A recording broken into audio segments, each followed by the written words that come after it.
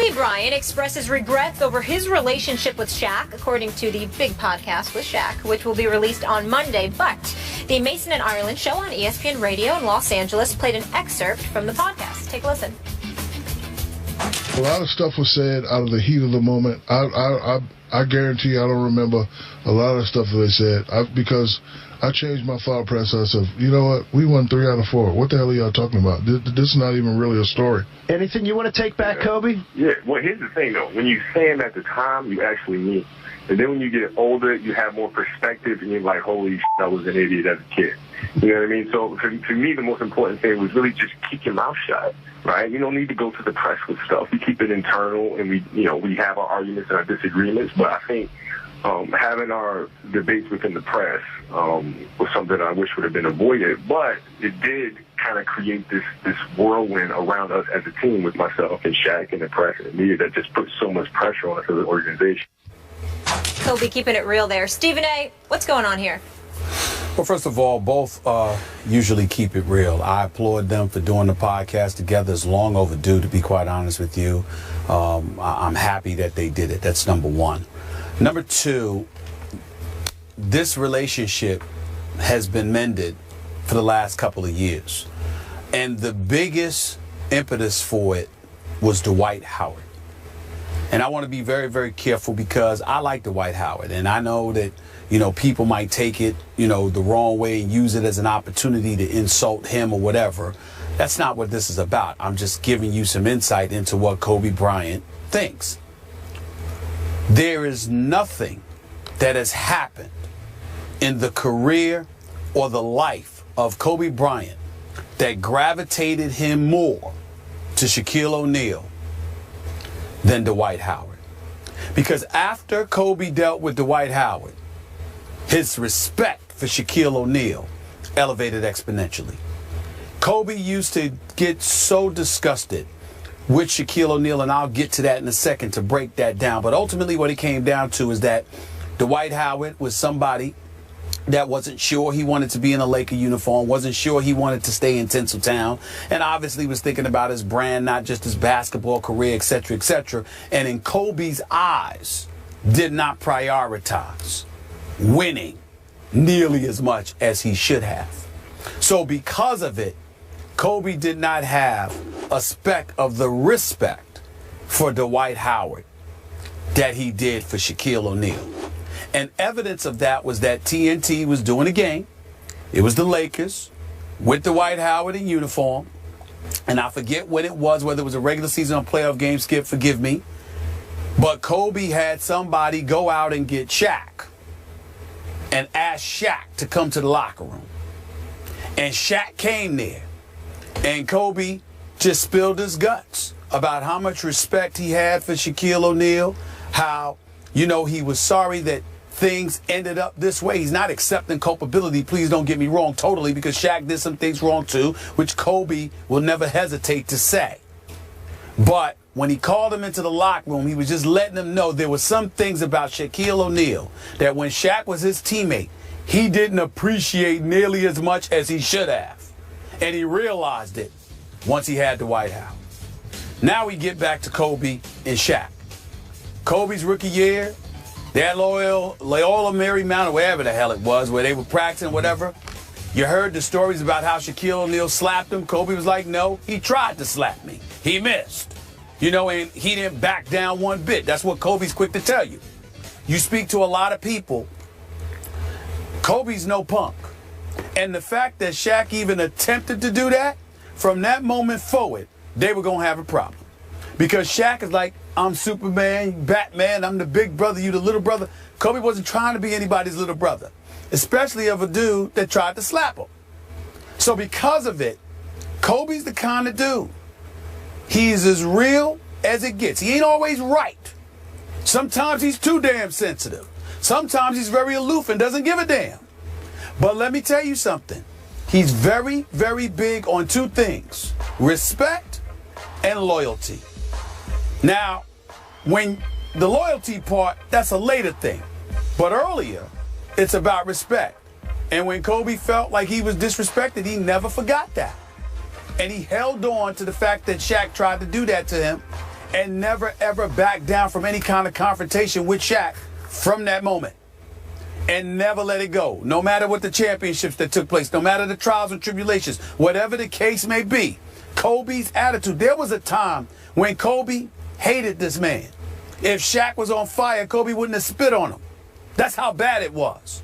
And to be quite honest with you, even though Shaq doesn't tend to feel that way about anybody, there was a point where Shaq felt that way about him too.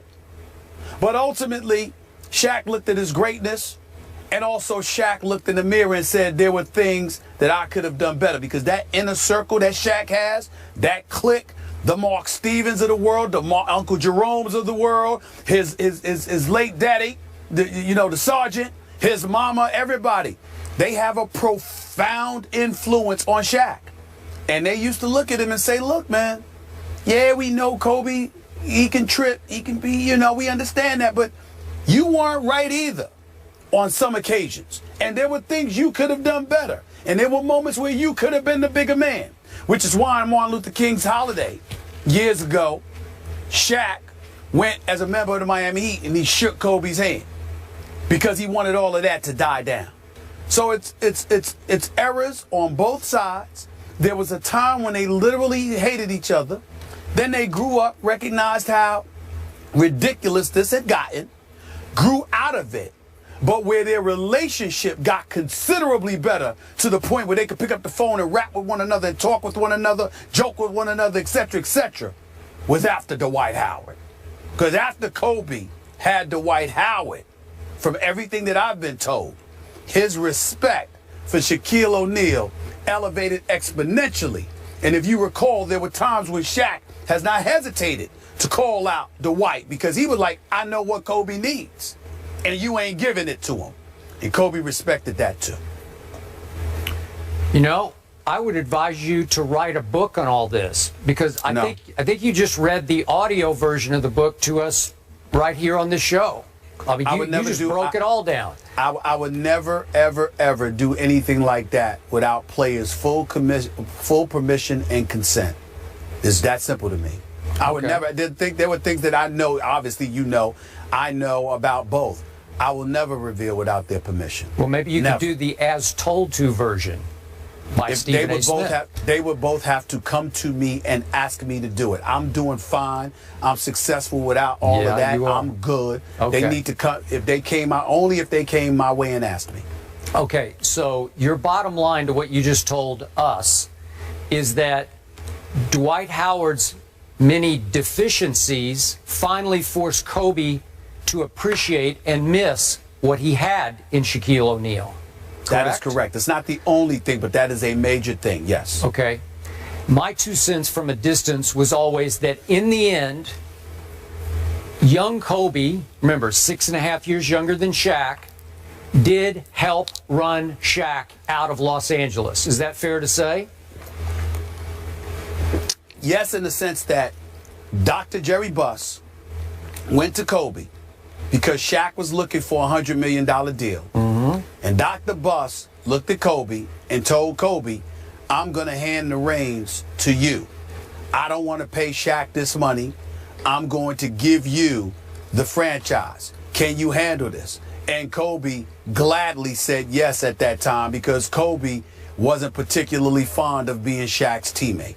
That is true. It wasn't Kobe going to Dr. Buss and saying, I want Shaq out of here. It was Dr. Buss saying, I don't want to pay Shaq this money. I'm going to hand you the franchise. And Kobe having this huge smile because he didn't mind it at all. And by the way, Dr. Buss and or Kobe, they were right in their instincts at that point because Shaq was becoming an aging player. I think we saw him decline a little bit in Miami and on into all the rest of his stops.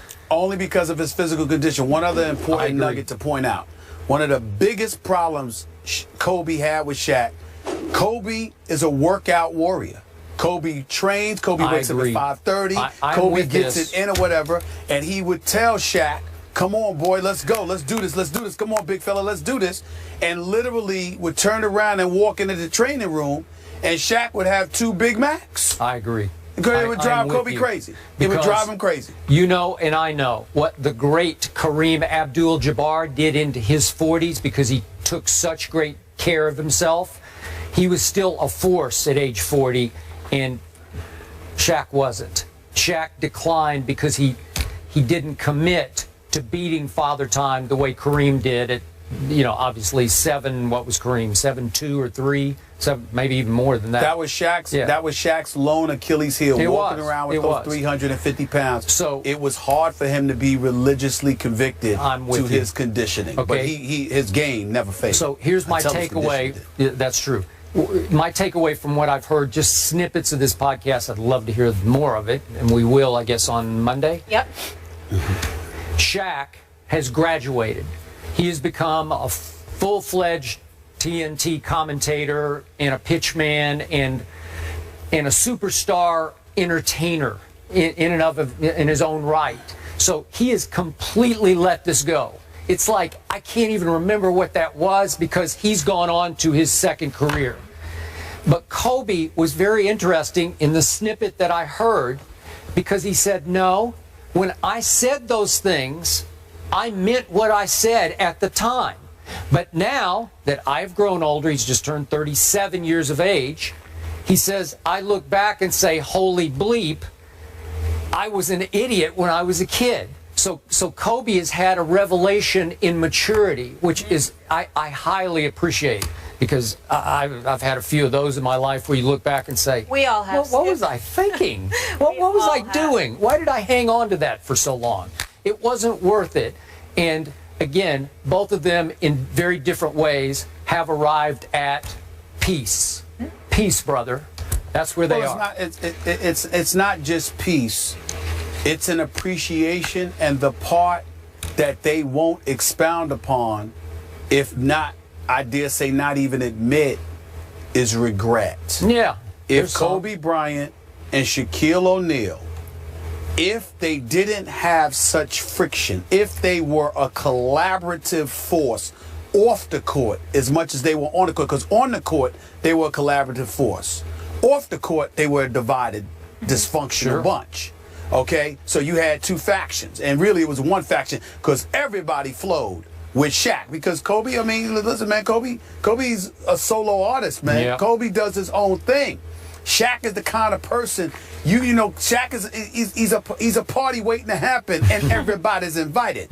So you know he's very personable. He's relatable, and cats flocked to him. More importantly, when it came to dealing with Kobe, I can't tell you how many teammates came to Shaq, and Shaq looked like the bad guy because he was the one that stepped up and confronted Kobe and acted like it was him, when in fact it was a whole bunch of teammates that was sitting there talking about him. I'll tell you a quick story, Skip Bayless, to the point how bad it got one time, Skip and Molly. There was one time when there was, if you recall, there was a game when Kobe Bryant wouldn't shoot the basketball or something like that. It was something along those lines. And there was stuff in the paper about how teammates felt he had literally thrown a game or did something. Kobe walked into the locker room to each and every single individual in a Laker uniform, used the MF word and said, MFer, did you say this? One by one to every locker room with the article and said, did you say this? Did you say this? Did you? I mean everybody, including Shaq. And proceeded to cuss everybody out and told them all, you can kiss as you know what, whatever the case may be. And he walked out. Kobe he ain't just fearless on the court, man. This dude he's on another level, especially when he gets ticked off. And I'm telling you, the graduated process is that, again, with all the friction that exists, ultimately what it came down to is that he realized the animosity that he truly harbored was essentially unnecessary.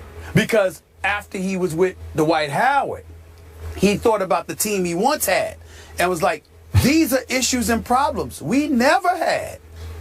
I should have appreciated it more. And Shaq is of the mindset, I should have appreciated you more too. And that's why they are where they are. I said Shaq versus Kobe by Stephen A. Smith.